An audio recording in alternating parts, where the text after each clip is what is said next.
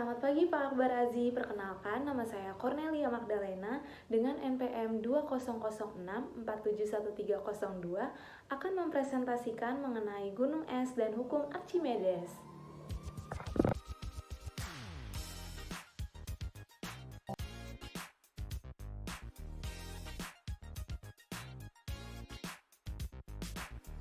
Jadi, gunung es atau iceberg berasal dari bongkahan besar es air tawar yang telah terpecah dari gletser atau ice shelf dan dia mengambang di perairan terbuka.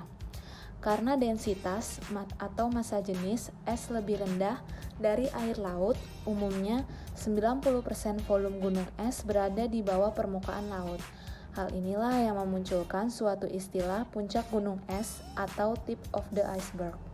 Seperti yang kita lihat pada gambar gunung es di sini, yang muncul di permukaannya hanya sedikit, yaitu 10%, sedangkan di bawahnya itu volumenya sangat besar, yaitu 90%. Berikutnya yaitu bunyi hukum Archimedes. Jadi hukum Archimedes mengatakan bahwa suatu benda yang dicelupkan sebagian atau seluruhnya ke dalam zat cair akan mengalami gaya ke atas yang besarnya sama dengan berat zat cair yang dipindahkan oleh benda tersebut. Inilah yang nantinya akan menyebabkan benda tersebut terapung, melayang, atau tenggelam. Untuk gaya apung atau tekanan Archimedes memiliki formula massa jenis dikali gravitasi dikali volume benda tercelup, yang nantinya satuannya yaitu Newton per meter persegi.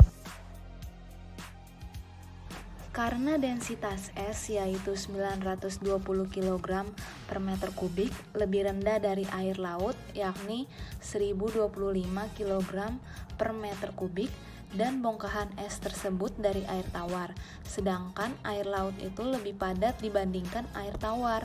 Nah, hal ini tuh yang membuat daya mengapung pada bongkahan es itu jadi 90%. Volume gunung esnya itu berada di permukaan laut.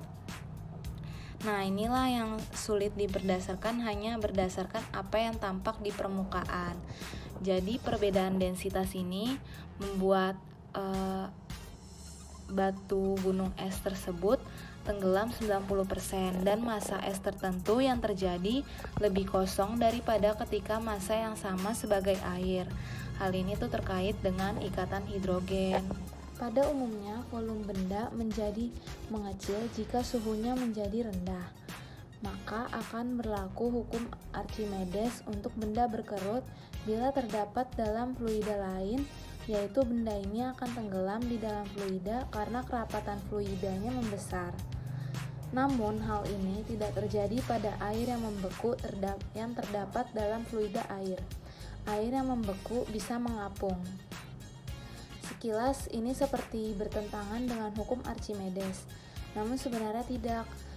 Hal ini terjadi karena air mempunyai volume yang minimum pada suhu 4 derajat Celcius lebih rendah 4 derajat Celcius, volumenya agak membesar lagi.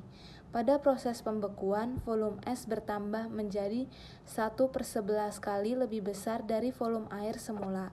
Karena itulah es mempunyai densitas yang lebih rendah daripada air dan mengapung di permukaan air. Hal ini jelas bersesuaian dengan prinsip Archimedes, bahwa sebuah benda akan mengapung dalam fluida jika kerapatan benda tersebut lebih kecil dari kerapatan fluida.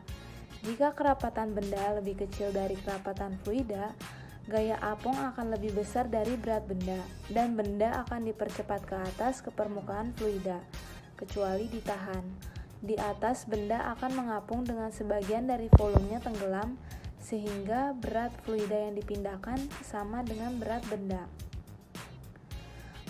Fenomena gunung es mengapung ini sangat berperan penting dalam kehidupan manusia.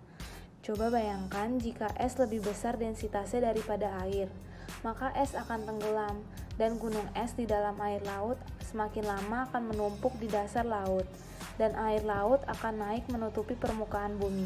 Karena itulah kita patut bersyukur berkat keunikan sifat air ini. Kaitan hukum Archimedes dengan lempeng tektonik yaitu ketika ada dua lempeng yang bertemu dan cairan magma naik ke atas permukaan. Hal ini bisa terjadi karena ketika dua lempeng saling bertumbuk, temperaturnya bertambah karena gesekan antara kedua lempeng. Daerah di mana lempeng subduksi berhubungan dengan atmosfer menjadi cair dan magma terbentuk.